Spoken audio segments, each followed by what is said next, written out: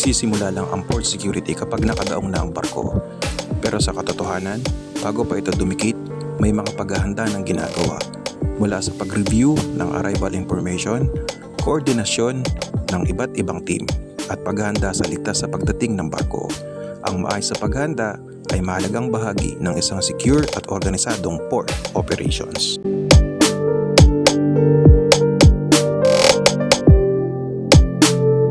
Once again, this is your Port Secure PH, nag-iwan ng paalalang sa port ang seguridad ay nagsisimula bago pa man dumating ang barko. Stay tuned!